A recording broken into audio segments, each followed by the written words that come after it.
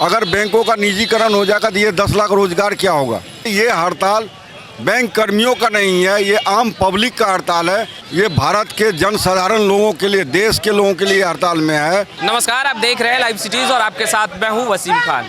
हमारे ठीक पीछे आप देख रहे होंगे तमाम जो बैंक के यूनियन के कर्मचारी जो हैं वो हड़ताल पर हैं। करीब 10 लाख बैंक कर्मी जो हैं वो हड़ताल पर हैं। लगातार नारेबाजी चल रही है। हड़ताल का जो मुख्य कारण है वो है प्राइवेटाइजेशन को लेकर के तमाम जो कर्मचारी हैं वो हड़ताल पर हैं और कहीं ना कहीं केंद्र सरकार से मांग कर रहे हैं कि प्राइवेटाइजेशन की जो प्रक्रिया है इसे बंद की जाए। और तमाम जो अगर हम देखें कर्मचारियों के हाथ में जो पंपलेट है उसमें साफ तौर पे लिखा हुआ है कि देश को बेचना बंद करे, देश को बेचना बंद करे। एक नारे और स्लोगन के साथ ये तमाम कर्मचारी जो हैं आज हड़ताल पर बैठे हैं और 2 दिवसीय ये हड़ताल है। जो तमाम जो बैंक के कर्मचारी हैं, लगभग 10 लाख कर्मचारी हैं जो कि हड़ताल पर बैठे हैं। इन्हीं से बात करेंगे और जानने की कोशिश करेंगे कि इनकी मुख्य मांगे क्या हैं और कब तक ये यूं ही हड़ताल पर बैठे रहेंगे और सरकार से कितनी उम्मीदें हैं। इन तमाम सवालों को लेकर हम इनसे जुड़ेंगे। सर, क्या नाम हुआ आपका?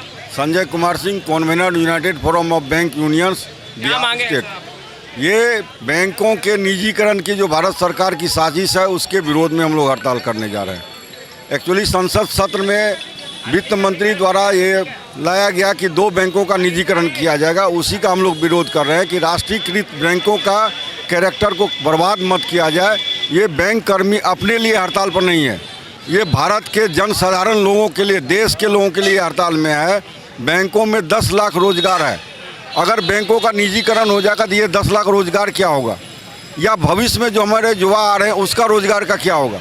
इस बात के लिए हम हड़ताल पर हैं। जो आज के डेट में बैंकिंग सुविधा हर गांव घर में मिलती है, जनसाधारण को मिलती है, क्या संभव है कि नेशनलाइज बैंक में जनसाधारण लोग जा पाएंगे? उन जनसाधारण का क्या होगा? आपने जो जनधन योजना के अंतर्गत इतना खाता खोला, उन खाताओं का क्या होगा? इसलिए ये हड़ताल बैंक कर्मियों का नहीं है, ये आम पब्लिक का हड़ताल है और हम पब्लिकों को जागरूक करने के लिए 2 दिवसीय हड़ताल पर गए हैं। क्या लगता है 2 दिवसीय हड़ताल करने से सरकार आप लोगों की मांगे मान लेगी? हमने 1991 से इस तरह की कई लड़ाइयाँ लड़ी है और अभी तक 57 बार हम लोगों ने विरोध प्रदर्शन किया, स्ट्राइक पर गए हैं और आगे भी हम लोग जाते रहेंगे। और मैं आपको स्पष्ट करना चाहता हूं कि यूनाइटेड फोरम अगर कोई इशू को लेता है तो उसको निश्चित रूप से उस इशू को करके रहता है और ये देश को बचाना है। इसलिए हम लोग इस हड़ताल को आगे भी जारी रखेंगे। अगर 2 दिन के हड़ताल पर नहीं होगा तो ये बैंक कर्मी इंडेफिनिट स्ट्राइक पर जाएंगे, लेकिन ये देश के अस्तित्व का सवाल है, इसलिए हम लोग इस लड़ाई को लड़ते रहेंगे। यानी मांगे नहीं मानी गई बीते ये 2 दिनों में, तो फिर आगे अनिश्चितकालीन के लिए आप लोग निश्चित रूप से फिर हमारा सेंट्रल कमेटी यूनाइटेड फोरम का, चूँकि हम लोग सर्विस सेक्टर में आते हैं तो कानून सम्मत ही हम लोग निर्णय लेते हैं। अभी 2 दिन का हड़ताल है, उसके बाद अगर नहीं होगा तो आगे भी हम लोग निर्णय लेंगे कि 4 दिन या इंडेफिनिट स्ट्राइक में जाएं। जो केंद्रीय नेतृत्व का निर्णय होगा, यूनाइटेड फोरम में टोटल बैंकों के 9 यूनियंस हैं, उन लोगों के नेतृत्वकारी साथी जो निर्णय लेंगे वो हम लोग कार्यान्वयन करेंगे। ये आप निश्चित मानिए कि सरकार को मानना पड़ेगा, नहीं तो बैंक इंडेफिनिट स्ट्राइक में जाएगी। अब तक आप लोगों ने किन किन लोगों से मुलाकात की, किन अधिकारियों से मुलाकात की, किन नेताओं से मुलाकात की? क्योंकि ये जो प्राइवेटाइजेशन को लेकर के लगातार आप लोग जो आवाज़ बुलंद कर रहे हैं, तो बातचीत तो हुई होगी और क्या बातचीत हुई? ये भारत सरकार में पहले लेबर कमिश्नर के पास हम लोगों की बातचीत होती है, तो जब कॉन्सिलेशन की एक मीटिंग 4 तारीख को थी उसमें कुछ नहीं हुआ। उसके बाद वित्त मंत्रालय के द्वारा बुलाया गया था 9 तारीख को, फिर 10 तारीख को। वहाँ पर उन लोगों का कहना था कि अभी किसी बैंकों का नाम घोषित नहीं किया गया, इसलिए आप लोग क्यों स्ट्राइक पर हैं?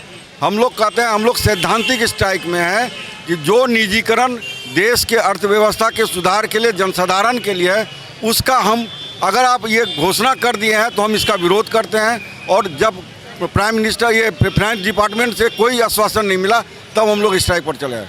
तो आप देख सकते हैं साफ तौर पर इनका कहना है कि अगर सरकार इन लोगों की मांगे नहीं मानती है तो अनिश्चितकालीन हड़ताल के लिए भी जाएंगे। मगर हम तस्वीरें एक बार फिर से आपको दिखाएंगे कि किस तरीके से तमाम जो कर्मचारी हैं अब वो हड़ताल पर बैठ गए हैं और कहीं ना कहीं इनका साफ तौर पर कहना है कि प्राइवेटाइजेशन जो प्रोसेस है उसको बंद करे सरकार और कहीं ना कहीं निजीकरण जो करी जा रही है तो कहीं ना कहीं देश को बेचने का कार्य किया जा रहा है। पंपलेट हाथों में लेकर तमाम कर्मचारी कहीं ना कहीं सरकार के खिलाफ आवाज़ जो है वो बुलंद करते दिखाई दे रहे हैं और पंपलेट में साफ तौर पर लिखा हुआ भी है कि बैंक का निजीकरण बंद करो और बैंक बचाओ देश बचाओ के नारे के साथ जो महिला कर्मचारी हैं वो बैठी हैं। देखने वाली बात ये होगी कि आज तमाम जो बैंक कर्मी हैं हड़ताल पर हैं और करीब 10 लाख कर्मचारी जो हैं वो हड़ताल पर हैं। ऐसे में लोगों को तो आम लोगों को परेशानियां हो ही रही हैं, पर इन लोगों का साफ तौर पे कहना है कि अगर सरकार मांगे मान जाती है तो फिर से हम तमाम जो कर्मचारी हैं वो काम पर लौट जाएंगे और कहीं ना कहीं देश हित में कार्य कर रहे हैं और इसी तरीके से कार्य करते रहेंगे। अब देखने वाली बात ये होगी कि क्या सरकार इनकी 2 दिवसीय हड़ताल के बाद सरकार इनकी मांगों को मानती है या नहीं मानती है। हम तमाम तस्वीर लगातार अपडेट भी करते रहेंगे, मगर सबसे बड़ी खबर कि 2 दिवसीय हड़ताल पर अब तमाम जो बैंक के कर्मचारी हैं वो बैठ गए हैं और सरकार के खिलाफ मोर्चा खोल दिया है। अब देखने वाली बात ये होगी कि सरकार इनकी आवाज़ को सुन पाती है या नहीं और इनकी आवाज़ सरकार तक पहुंच पाती है या नहीं, ये सबसे बड़ी बात होगी। लाइव सिटीज़ के साथ बने रहे, कैमरा पर्सन गुड्डू के साथ मैं वसीम खान, लाइव सिटीज़ पटना।